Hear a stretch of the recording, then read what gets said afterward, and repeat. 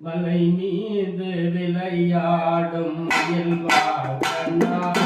அதன் கலை வள்ளல் துதிப்பாடும் தமிழ் மோகனா மலை மீது விளையாடும் மயில்வாகனா அதன் கலை வள்ளல் துதிப்பாடும் தமிழ் மோகனா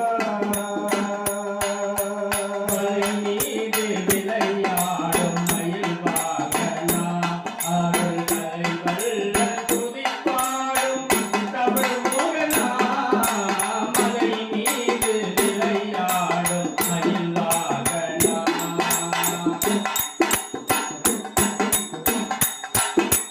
நிலையாக உனை தினமும் போற்றினேன் நிலையாக உனை தினமும் போற்றினேன் புகழதை காட்டினேன் மலை மீது விளையாடும் மயில்வாகனா அல்கலை வள்ளல் துதிப்பாடும் தமிழ்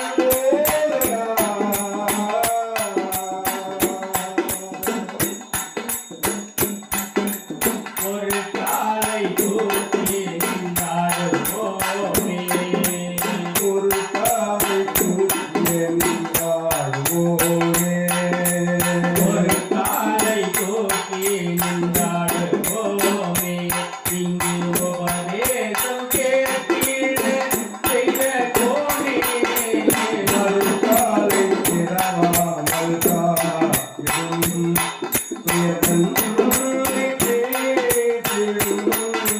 மறுநாளை பிறவாமல் காத்திடும் துயரை தீர்த்திடும் மலை மீது விளையாடும் மயில்வாகனா அல்கலை வள்ளல் துதிப்பாடும் தமிழ் மோகனா புறமானும் புறத்தேனும் போடும் தேவா புறமானும் புறத்தேனும் போடும் தேவா இங்கு குணமாக காட்சி தரவே புறமானும் புறத்தேனும் போடும் தேவா இங்கு குணமாக காட்சி தரவே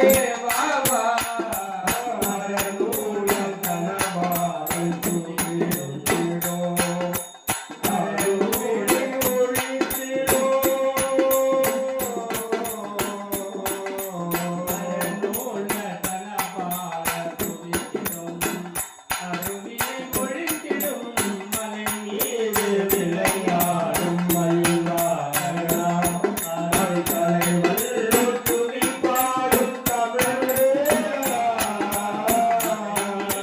விளையாடும் மயில்வாகனா மலை மீது விளையாடும் மயில்வாகனா அல்கலை வள்ளல் துதிப்பாடும் தமிழ் மோகனா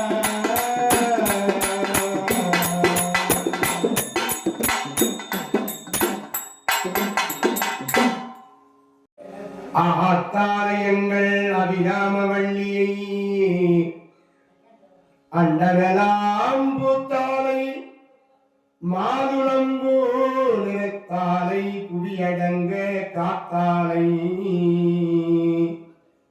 அங்கையர் பாசாங்குசமும் கரும்பு வில்லும் சேர்த்தாலை முக்கண்ணியை தொழுவாக்கு ஒரு திங்கும் இல்லையே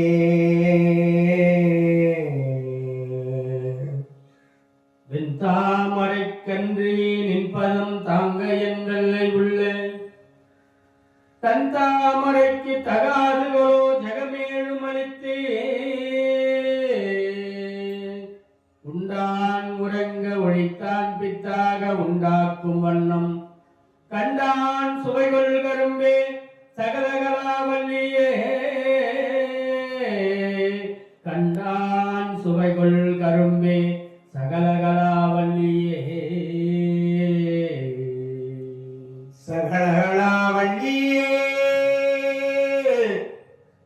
என் அம்மையே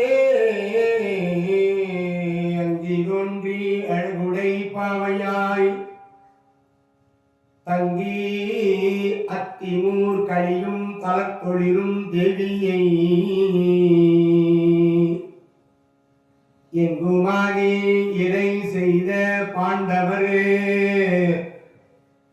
பொங்குமா மலை பூவையை போற்றுவோம் பொங்குமா மலை பூவையை போற்றுவோம். பொறுப்பிலே பிறந்து தென்னன் புகழிலே கிடந்து சங்கத்து இருப்பிலே இருந்து வைகை ஏட்டிலே தவழ்ந்த பேதை நெருப்பிலே நின்று கற்றோர் நினைவிலே நடந்தோர் ஏனே மறுப்பிலே பயின்ற பாவை மருங்கிலே வளருகின்றாள். மறுப்பிலே பயின்ற பாவை மருங்கிலே வளர்கின்றாள் மருங்கிலே வளருகின்றாள்.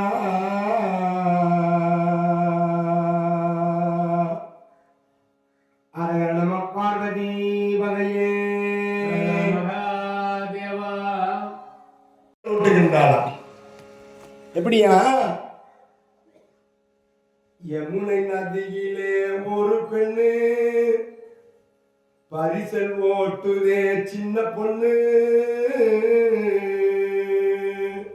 யமுனை நதியிலே ஒரு பெண்ணு பரிசல் ஓட்டுதே சின்ன பொண்ணு. பாராட்ட மனமகிழ்ந்து தாளாட்ட எனக்கும் ஓர் வாழ்க்கையும் கிடைக்குமா. யமுனை நதியிலே ஒரு பெண்ணு பரிசல் ஓட்டுதே சின்ன பொண்ணு. பாராட்ட மனமகிழ்ந்து தாளாட்ட எனக்கும் வாழ்க்கையும் கிடைக்குமா. நான் தானே கன்னி பொண்ணு ஏங்காது இந்த பொண்ணு அடுக்குமா மனசுந்தா சுருங்குமா. நான் தானே கன்னி பொண்ணு ஏங்காது இந்த பொண்ணு அடுக்குமா மனசுந்தா சுருங்குமா. என்ன சொல்லுவேன் என்னுள்ளம் தாங்கல உன்னை நினைச்சித்தான் என்னுள்ளம் தூங்கல. இந்த சோதனை யாருக்கு தான் இல்ல உன்ன மீறவே உலகு யாருல. ஏதோ நான் பாட்டுக்கு பரகோட்டி நின்னேன் சொல்லாத சோதனை தந்தாய நின்னு. சுகமான சோகம் தானே யாரது நீயது இசை பாடலாம் தன்முகம் காட்டுமா. யமுனை நதியிலே ஒரு பொண்ணு பரிசல் ஓட்டுதே சின்ன பொண்ணு. பாராட்ட மனமகிழ்ந்து தாராட்ட எனக்கும் ஓர் வாழ்க்கையும் கிடைக்குமா. ஒரு அழகான பெண் அந்த யமுனை நதியிலே பரிசல் ஓட்டுகின்றாளாம். அந்த நேரத்திலே இந்த தேரானது வந்து நிற்கின்றது. சந்தன மகாராஜா தேரை விட்டு இறங்கினார். இந்த பரிமள சுகந்த வாசனை இந்த பெண் நிற்கின்ற இடத்திலிருந்துதான் வருகிறது. பெண்ணே அப்படின்னு குரல் கொடுத்தார். இந்த வாசனை எங்கிருந்து வருகிறது? பரிமள சுகந்தன வாசனை வருகிறது. இது எங்கிருந்து வருகிறது பெண்ணேன்னு குரல் கொடுத்தார். ஐயா, என் உடம்பிலே இருந்துதான் வருகிறது என்று இந்த பெண்ணாகப்பட்டவள் சொல்லத் தொடங்கினார். அறிவையை அளித்தான் பக்கம் அது அடைந்தான் அவனும் வந்து அடிமலர் பணிந்தார். இந்த 2 பேரும் அந்த நொச்சிக்குப்பம் தாசராஜனிடத்திலே அந்த பகுதிக்கு சென்றார்கள். அந்த தாசராஜன் மீனவ தலைவன் 2 பேரையும் வரவேற்றான். ஐயா வாங்க, வர வேண்டும். அரசனுக்கு ஒரு ஆசனம் கொடுத்து அமர வைத்தான். இப்போ அந்த தேர்ப்பாகன் பேசத் தொடங்குகின்றான். ஐயா, வந்த விஷயம் என்ன? தாசராஜனே, இவர்தான் எங்கள் நாட்டு அரசன், அஸ்தினாபுரியின் வேந்தன், சந்தனு மகாராஜா. சரி, அதற்கு என்ன? இப்போ யமுனை நதிக்கரை ஓரம் பகுதியாக வருகின்ற பொழுது ஒரு பெண் பரிசு நோட்டி கொண்டு வந்தால் அந்த பெண்ணை பார்ப்பதற்கு அழகுடன் தெரிந்ததினாலே அழகாக இருக்கிற உங்கள் பெண்ணின் மீது எங்கள் அரசன் விருப்பத்தை தெரிவித்தார். உங்கள் மகளோ அமைதியாக சென்றதினாலே தந்தையாக உலகத்தில் வந்து பொண்ணு கேட்கலான்னு வந்துடும். ஓ, இப்ப தேர்ப்பாகன் சொன்ன பிறகு இந்த நொச்சிக்குப்பத்தினுடைய தாசராஜன் பேசுகிறான். மீனவ தலைவன் அந்த பரிசு ரொட்டிய பெண்ணினுடைய தந்தை. பாகனை அரசன் குறிப்பினால் ஏவ, பாகனை அரசன் குறிப்பினால் ஏவ, பாகனும் பரதவர் பதியை ஓகையோடு இருத்தி நின்னுழைவதுவை உலகுடை நாயகன் நயந்தான் தோகை செய் தவமோ நின் பெரும் தவமோ தொல் குலத்தவர் புரி தவமோ ஆகும் இவ்வாழ்வு என்று உரைத்தனன் அவனும் ஆகுமாறு அவனுடன் உரைப்பான். குறிப்பினால் உணர்ந்து இந்த தேர்ப்பாகன் எங்கள் மகாராஜா பூர்வின் மரபில் பிறந்த கோமான். ஐயா தாசராஜா, நொச்சிக்குப்பத்து மீனவ தலைவனே, எங்க மகாராஜா உங்கள் பெண்ணின் மீது விருப்பப்பட்டிருக்கின்றார். நீ கொடுத்து வைத்திருக்க வேண்டும். நீ செய் தவமோ, தோகை செய் தவமோ, மகள் செய்த தவமோ, நின் பெரும் தவமோ, உங்கள் பரம்பரை செய்த தவமோ, பூர்வின் மரபில் பிறந்த கோமான். எங்க ராஜா வாழ்க்கை உங்களுக்கு கிடைப்பதற்கு நீங்க கொடுத்து வச்சிடணும். பொண்ணுக்கு எங்க மகாராஜா கல்யாணம் பண்ணிக்கிறேன்னு ஆசைப்படுறாரு உங்க பொண்ணு. நீ கொடுத்து வைத்தாருப்பா. நீ எத்தனை தவம் பண்ணிருந்தாலும் இப்படி ஒரு மாப்பிள்ளைய பார்க்க முடியாது. பூர்வின் மரபில் பிறந்த கோமகன் என் புன்குள மகள் குயம் பொருந்துதல் மேருவும் அணுவும் நிற்குமாறு ஒக்கும் மேல் இனி இவை புகன்று என் கொள். நான் மகிழ்ச்சி அடைகிறேன். ஏற்பாகத்திலே மீனவ தலைவன் பேசுறான். நீங்க வந்து பொண்ணு கேட்டீங்கோ, நியாயமான விஷயம். நான் மகிழ்ச்சி அடைகிறேன் ஐயா. நான் கொடுத்து வைத்து வந்தான். ஆனா உங்க மகாராஜா மேருமலைக்கு ஒப்பானவரு. நான் சாதாரண ஒரு அணு, ஒரு கால் துகள். மலைக்கும் மடுவுக்கும் எப்படி சம்பந்தம் பேச முடியும்? உயர்ந்த இடத்துல இருக்கிற அவருக்கும் தாழ்ந்த இடத்துல ஒரு மீனவ தலைவன் நான். ஏணி வச்சா கூட எட்டாது ஐயா. எப்படி ஐயா எங்க பொண்ணு போய் அவருக்கு நாங்க கொடுக்கிறது? பார்வோகையினால் ஆளுதற்கு இருந்தான் பகீரதி மகள். இவள் பயந்த சீருடை மகன் மற்ற என் செய்வான்? பார்வுவகையினால் ஆளுதற்கு இருந்தான் பகீரதி மகள். இப்போ பெரிய இடம் பொண்ணு கேக்குறீங்க, பொண்ணு கொடுத்தலான்னு எனக்கு தோணுது. என் பொண்ணு வசதியா இருக்கணும், சந்தோஷமா இருக்கணும், மகிழ்ச்சியா இருக்கணும். அரசனா இருக்கிறாருன்னா பொண்ணு கொடுக்க மாட்டேன்னு யாருன்னா சொல்லுவாங்களா? கொடுக்கலாம். அதுவும் 2ஆம் தாரம். ஏற்கனவே சந்திர மகாராஜாவாகிய உங்க அரசனுக்கு கங்கைன்னு ஒரு மனைவி. 2ஆம் தாரமா என் பொண்ணு கேட்கிறீங்களே, சரி கொடுக்கிறேன்னு நினைச்சுக்கணும். இப்போ நான் கொடுக்க வேண்டும்னா கூட ஒரு மகன் அவருக்கு பகிரதி என்று சொல்லும்படியான கங்கை மகந்தன் தேவவரதன் பிள்ளைகிறார். அரச பதவியை கொடுத்துட்டுகிறார். ஒருவேளை என் மகளை திருமணம் செய்து என் மகள் வயிற்றிலே பிறக்கிற பிள்ளைக்கு அரச பதவி கிடைக்குமா? சொல்லுப்பா தேர்ப்பாகா. உங்க முதலாளிக்கு நான் பொண்ணு கொடுத்துறேன், என் மகன் வயிற்றிலே பிறக்கிற பிள்ளைக்கு அரச பதவி கிடைக்குமா? யாரெல்லாம் கொடுப்பாங்களா? மூத்த மனைவியாய் இருக்கிற கங்கையினுடைய மகன் அந்த தேவவிரதனுக்கு தானே அரச பதவி கிடைக்கும். ஆட்சி பொறுப்பு அவனுக்கு தானே கொடுத்திருக்கிறார். என் மகன் வயிற்றிலே பிறக்கிற பிள்ளைக்கு அந்த பொறுப்பை யாராவது கொடுப்பாங்களா?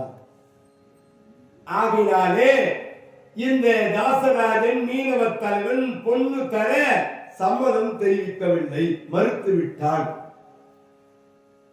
2 பேரும் தலை குனிந்தவர்களாக அஸ்தினாபுரிக்கு தேர்ப்பாகலும் சந்தன மகாராஜாவும் யமுனை நதி அந்த நொச்சி குப்பத்தில் இருந்து அஸ்தினாபுரிக்கு புறப்படுறாங்க. என்னமும் இறஞ்சி இவன் மொழி கொடுஞ்சொல் இறையவன் கேட்டலும் 2 கண்ணமும் அழகோல் வைத்தது ஒத்து இதயம் கருகி வேறொன்றையும் கழறான்.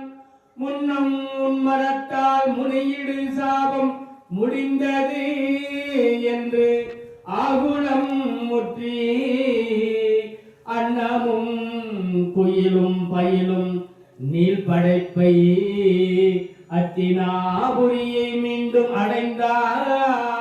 அத்தினாபுரியை மீண்டும் அடைந்தனர். சோகத்தோடு திரும்பி வராங்க. ஒரு மீனவ தலைவன் நொச்சி குப்பத்தை சேர்ந்தவன் ஒரு பெண்ணை நமக்கு கொடுப்பதற்கு தர மறுத்து விட்டாலே, வேற என்ன காரணம் சொல்லி இருந்தாலோ அதை ஈடு செய்து விடலாம்.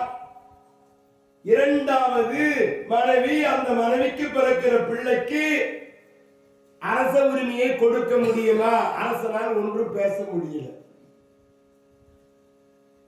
கங்கையினுடைய மைந்தன் தேவவிரதன் இருக்கின்ற வரையிலே எப்படி இன்னொரு பிள்ளைக்கு நான் அரச பொறுப்பு கொடுக்க முடியும்? ராமன் இருக்க சூரிய பரம்பரையிலே ராமன் இருக்க பரதனுக்கு நாடு கொடுப்பதா? அதுதான் தசரத மன்னனுடைய ஆவி பிரிந்ததா. தம்பிக்கு வழங்கிட்டா இருக்குமா உசுறு, அப்பாவுடைய உசுறு. சூரிய பரம்பரையிலே தசரத மன்னனுடைய மகன் ராமனுக்கு அரச பதவி கொடுக்காமல் கைகேயினுடைய மணி வயிற்றிலே பிறந்த பரதனுக்கு ஆட்சி பொறுப்பை கொடுத்ததினாலே தசரத மன்னனுடைய ஆவி பிரிந்தது. நீதி தவறக்கூடாது. தலைமகனுக்கு தான் ஆட்சி பொறுப்பு என்கின்ற அந்த நீதியை கடைபிடிக்க வேண்டுமே. ஒரு அரசனாய் இருக்கிற சந்திர மகாராஜா எத்தனை திருமணம் என்றாலும் செய்து கொள்ளலாம். ஆனால் முதலிலே திருமணம் செய்த மூத்த மனைவி இருக்கின்ற பிள்ளைக்குத்தான் எல்லா உரிமையும் இருக்கிறது.